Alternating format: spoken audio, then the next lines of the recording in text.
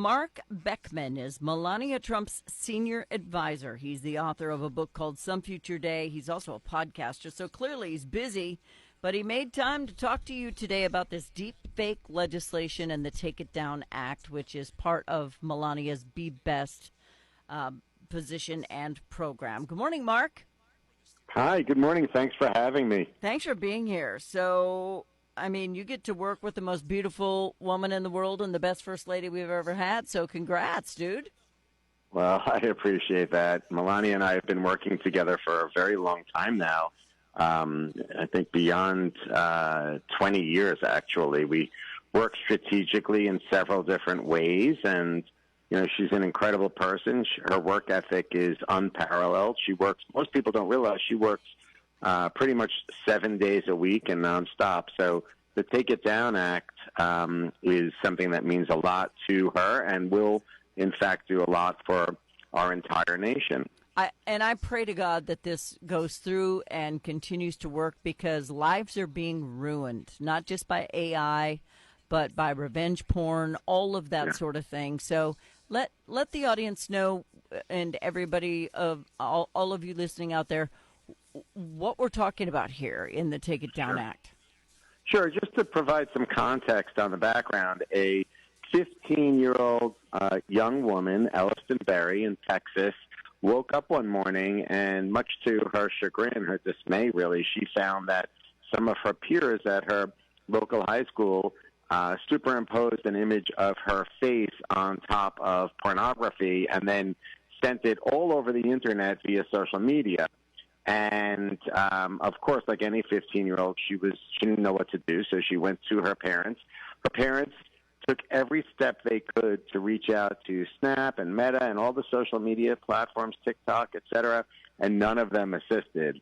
So Senator Cruz from Texas and Senator Klobuchar came together and built this bipartisan initiative to really protect our next generation. This is an instance. Personally, I don't really love big government, but here's an instance where it's very obvious government needs to step in to protect our children and our grandchildren. So what they've built is the Take It Down Act, which you talked about, which now holds social media platforms liable in the event that non-consensual intimate imagery or deep fake porn, revenge porn, is set up and disseminated. If they're put on notice, they have 48 hours to take it down, and if it's not taken down within 48 hours, these big tech companies are going to be penalized now. And that's basically the essence of the Take It Down Act. But penalized in what way? That was the biggest question I wanted to ask you today, because they have enough money they could just throw it in the air and not care. But that little girl's life is kind of ruined, and she's going to be in therapy for the rest of her life. So she needs a huge compensation package and therapy. So, right. I mean, what do you get other than taking it down? Doesn't fix anything.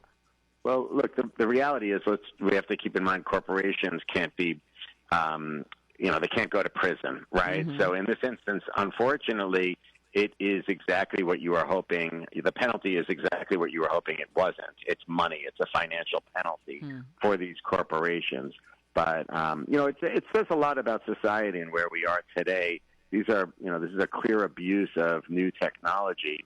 And the ecosystem, if you really think about it, it starts in our homes with our families and then extends into corporations and government. And I think that it should be a wake-up call for families in America, too, families with young children in particular, to teach their children now that artificial intelligence is real. What you see, you should not believe. What you hear, you should not believe. Verify everything. And everybody's got to start to think in terms of morals and ethics, too. We can't just be a wild society that's using technology to hurt people. But people are horrible. Let's just be honest. Nobody's grateful. Nobody's thankful. I shouldn't say nobody, but a very large portion of the population. They're just ungrateful. They're hateful. They're vengeful. They're jealous. They want to be popular. If you are, they hate you because they're not as popular as you are. They do these things. They think it's funny. They don't understand the hurt of it until it happens to them. It's just an ongoing cycle of I don't even want to use the word bullying because it's way past that. But, I agree. I think AI is going to be the death of us. Now, I got to admit, I kind of enjoyed the little baby Trump making his speech, with his little flag, the little baby AI generated song thing that they did. Those are adorable. But yeah, but it was all artificial intelligence. He wasn't singing that. And I part know. of the problem, yeah, and part of the problem is that, first impression matters. So even if somebody backed up and said, hey, that was AI, it wasn't real, most people who saw it the first time believe that Barron was actually singing that. And then take that into, bad actors and people that are using AI for malicious or malevolent reasons. Like that ends up hurting people for sure. It sticks in people's mind, right? Even if there's a clarification with regards to the fact that it was AI generated and not real. Whatever people see the first time, that's what they remember. Well, I'm shocked at how many people fall for the AI stuff. They showed a picture saying C.D. Lamb and his wife have adopted this child they found in the street. I'm like, first of all, C.D.'s not married. Second of all, he'd be really mad at how you deepfaked his teeth. He would be super, super, super mad. So, I mean, everybody falls for the AI stuff, and they just continually argue about it. Now, everybody who hates Republicans are the first ones to, like and share, like and share, like and share. I can say the same thing about Republicans who hate some of the Democrats, like and share, like and share. Don't care if it's true or not. They just think it's funny. And so everyone is complicit.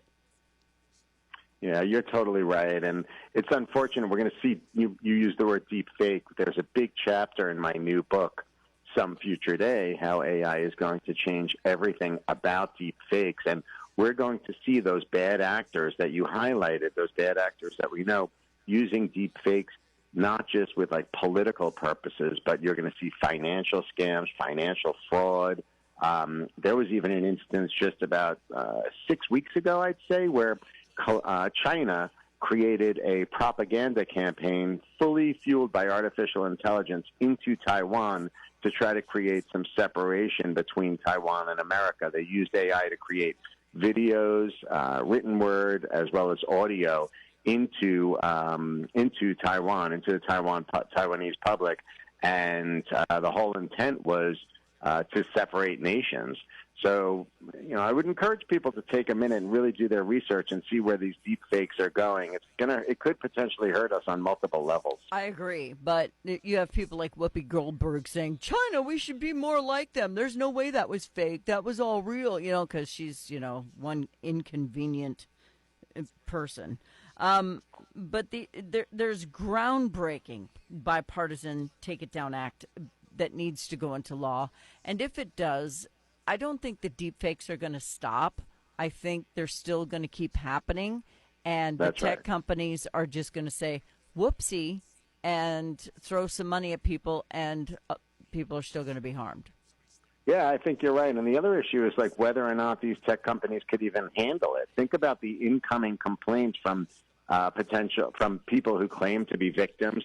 Then people are going to manipulate the system and say that there's been non-consensual intimate imagery. We're going to see, even a slippery slope with regards to our First Amendment rights and freedom of speech. Who's to say that something is non-consensual intimate imagery, right? So we're going to see a lot of issues come into play, unfortunately. And when you talk about people like Whoopi Goldberg and all, I think at some point they're going to have to wake up to the fact that the new reality is here. The Trump administration is in place, and President Trump is really doing everything he can to, on the one hand, unlock ingenuity, American entrepreneurship, so we could create value with artificial intelligence, but also create a society that's rooted in values and caring about people. And unfortunately, people like Whoopi Goldberg aren't going to like that, but that's where we are today. Somebody just sent me a note that said, this from the First Lady who posed nude. That wasn't deep fake. What she did in her past is in her past. And she was a supermodel. I'd like to address that.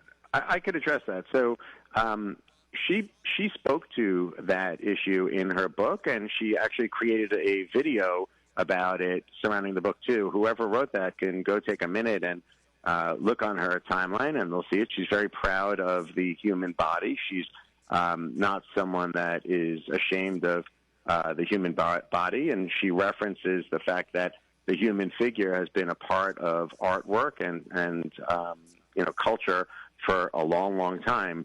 That's very, very much in stark contrast to what we're talking about here, where bad actors are leveraging technology to hurt people. In this instance, we're talking about a 15-year-old girl in Texas. I mean, very, very different. Very different, right. And I think an adult has a right to do what they want to do. I hate pornography, but pornography is different than just a picture. I really feel like it's a completely different thing. Of course. All right. So your book, in the little bit of time that we have left, everybody knows that they were making fun of her saying "be best" because they're like, "Oh, she's so stupid. It's 2 words put together." I'm like, she speaks 6 languages, and you can't master English, so you might want to watch who you're making fun of. But "Be Best" covers everything, and this is just part of that program. Now, you talk in your book and on your podcast about. By the way, I'm sorry to interrupt you. I just want to mention one more thing. The president, at his State of the Union address, had Ellison Berry, this woman, sitting with the First Lady in her box, and the president spoke to the work that she does surrounding fostering the future and Be Best. And it's a big initiative. People who are naysayers should take a second and look at all the work that the First Lady has done, even in between serving as our nation's First Lady. She's done a tremendous amount of work to help the foster care community. Kids have gone to college because of her efforts, and she continues to focus in a very serious way on that front. So people, all they got to do is look at the research. They just don't want to see it. They don't, because they just want to hate. And I, as a Catholic, just adore her and her faith and her standing by her husband through all the accusations and ridiculousness that he's had to go through. She has been steadfast, and I respect her for that. So in the 2 minutes I have left, tell people about your book and your podcast and what you talk about.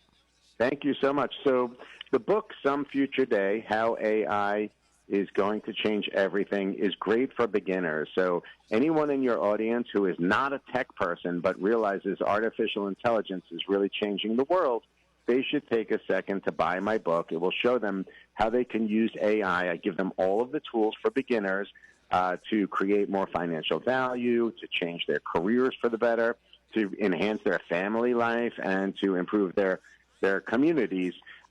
Again, this is not like a deep tech type of book. It's really for the average person in your audience who's curious about, can I use AI to create more value for my career, family, and community? The book is available now on Amazon and Barnes & Noble. It went to #1 on AI. It's sold out of Amazon and Barnes & Noble, so right now is a great time to get it because it's restocked.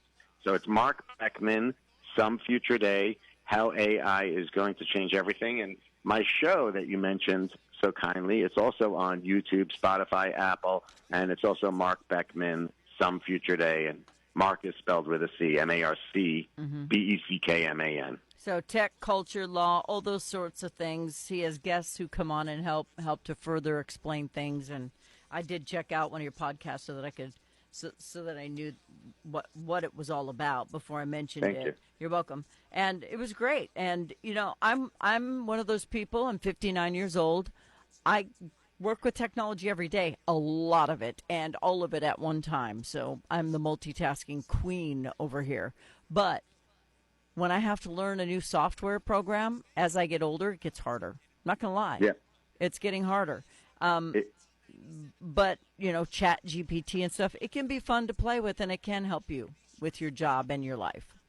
That's for sure. It's intimidating, but what I do is I make it really simple and basic. I give everybody the names of the companies with links to the tools that they could use now, and it's really basic, very simple, and that's why the book is of value. Yeah, and if you have a chance, download the Suno app because you can write a little song about your grandchild and play it for them, and it'll be the happiest moment of their life.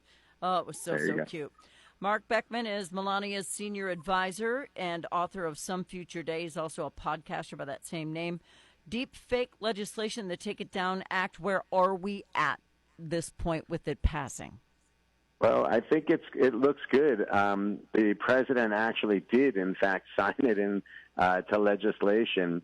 And as you mentioned, it was like overwhelmingly bipartisan. In fact, in the House, the vote was 409 to 2 in favor of the legislation.